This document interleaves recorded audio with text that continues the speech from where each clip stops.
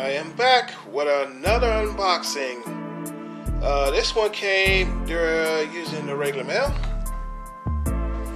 So let's see what we have in here.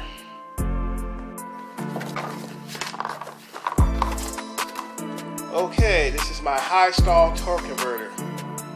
Now, I could have went with a lower stall, but with the cam I got in the car, the RPMs have been moved up a couple of thousand. So I needed this one, which is a 2000 stall. So I can, when I step on the gas, I can get to the power range faster and it'll increase the acceleration. Nice little piece right here. It's basically a stock torque converter that they changed the internals in. And from what they told me, the internals are from a torque converter of a V8 3rd gen SHO. They're known for not having that much torque down below, but once you rev it, you get into the power band, that's where the power's at.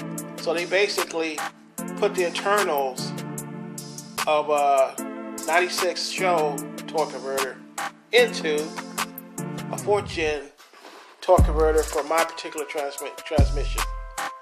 So that should improve the horsepower, take advantage of the horsepower I have in the car, and launch the car better. I got another package coming today, so expect one more package unboxing video as soon as that part comes in. Until then, I'll see you.